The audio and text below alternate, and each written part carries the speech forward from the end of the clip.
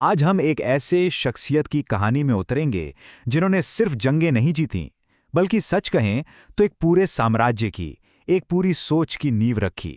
जी हां, हम बात कर रहे हैं छत्रपति शिवाजी महाराज की। पर यहाँ सबसे बड़ा सवाल ये है कि आखिर कैसे कोई एक इंसान हर मुश्किल के खिलाफ जाकर लगभग शून्य से एक राष्ट्र खड़ा कर देता है। चलिए इसी सवाल का जवाब ढूंढने की कोशिश करते हैं। देखिए, शिवाजी महाराज के हर एक काम के पीछे एक बहुत बड़ी सोच थी, एक सपना था, हिंदवी स्वराज।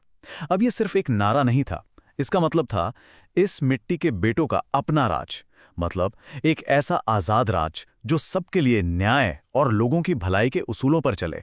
तो इस कहानी को बिल्कुल शुरुआत से शुरू करते हैं। चलते हैं 17वीं सदी के दक्कन के पठार में, जहां एक युवा लीडर का उदय हो रहा था। शिवाजी का जन्म हुआ 1630 में। उनकी मां जीजाबाई ने उन्हें अपनी विरासत और स्वाभिमान की कहानियां सुना सुनाकर पाला। वहीं उनके पिता शाहजी एक बहुत ताकतवर सेनापति थे, जिनके तजुर्बे से उन्हें जंग और सियासत की समझ मिली। तो एक तरह से इन दोनों ने मिलकर ही उन्हें आज़ादी का सपना देखने के लिए तैयार किया। और यहाँ एक बहुत ही दिलचस्प बात है, उनकी राजमुद्रा। उस दौर में जब हर जगह फारसी का चलन था, उन्होंने अपनी मोहर संस्कृत में बनवाई। और उसमें क्या लिखा था कि ये मोहर लोगों की भलाई के लिए है।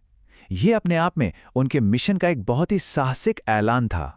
तो चलिए अब आगे बढ़ते हैं और देखते हैं कि कैसे उन्होंने अपनी मिलिट्री जीनियस का इस्तेमाल किया, कैसे उन्होंने बड़ी बड़ी सल्तनतों को अपनी अनोखी चालों से मात दी। प्रतापगढ़ की लड़ाई इसका एक बेहतरीन नमूना है। बीजापुर का ताकतवर सेनापति अफजल खान उन्हें खुले मैदान में लड़ने के लिए उकसाता रहा, लेकिन शिवाजी महाराज ने सब्र से काम लिया। उन्होंने खान को अपनी मर्जी के पहाड़ी इलाके में आने पर मजबूर किया और फिर अपनी गुरिल्ला तकनीक, जिसे गनीमी कावा भी कहते हैं, उसका इस्तेमाल करके एक ऐसी जीत हासिल की जो सबको हैरान कर गई। और फिर आता है लाल महल पर वो दुस्साहसिक छापा।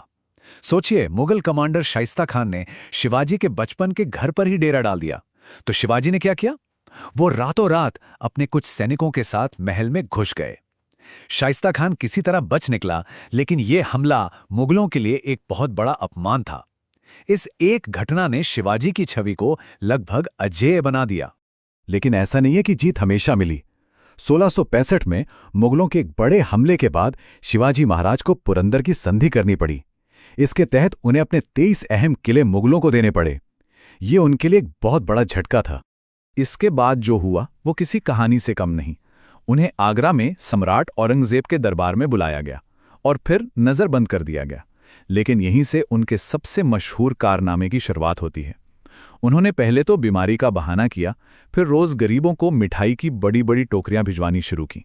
जब पहरेदार इस रोज़ की बात के आदी हो गए तो एक दिन वो खुद एक टोकरी में छिपकर वहां से निकल गए। इस वाक़े ने औरंगजेब को बहुत शर्मिंदा किया। तो अब एक योद्धा की भूमिका से आगे बढ़ते हैं और एक प्रशासक को देखते हैं। अब देखते हैं कि उन्होंने अपने राज्य का ढांचा कैसे तैयार किया।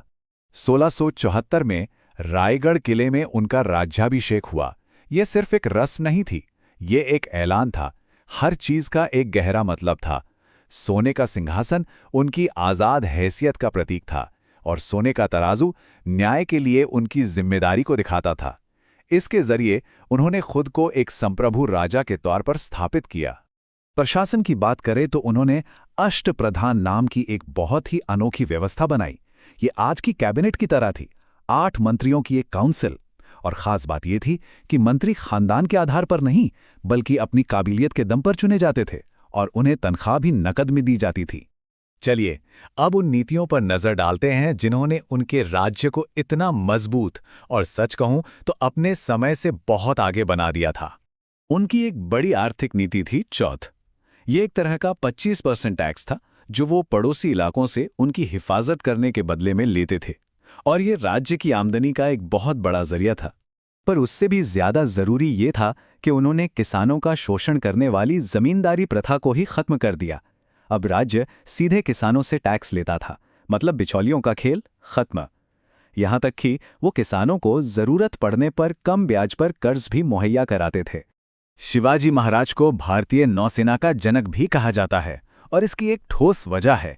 उन्होंने एक बहुत ही ताकतवर नेवी बनाई जिसमें तरह तरह के जहाज थे। हर जहाज का एक खास काम था, कोई तटीय सुरक्षा के लिए तो कोई हमला करने के लिए। मकसद साफ था, अपने तटों को यूरोपीय ताकतों और समुद्री लुटेरों से महफूज रखना। उनकी धार्मिक सहिष्णुता सिर्फ कहने की बात नहीं थी, ये उनकी नीतियों का हिस्सा थी। उनके सख्त हुक्म थे कि किसी भी धर्म के इबादतगाह का अपमान नहीं होगा। जैसा कि यहाँ लिखा है, अगर जंग में कुरान की कोई कॉपी भी मिलती तो उसे पूरे सम्मान के साथ मुस्लिम समुदाय को लौटा दिया जाता था। और उनकी सामाजिक नीतियां तो वाकई अपने समय से सदियों आगे थीं। महिलाओं की इज्जत की हिफाजत के लिए उन्होंने सख्त कानून बनाए। दुश्मन की औरतों को भी जंग में पकड़े जाने पर सम्मान के साथ वापस भेजा जाता था। उन्होंने काबिलियत को बढ़ावा दिया, जात पात को नहीं। तो अब बात करते हैं उनकी विरासत की, जो आज भी जिंदा है। देखते हैं कि उनके काम ने भारतीय इतिहास पर कितना गहरा असर डाला।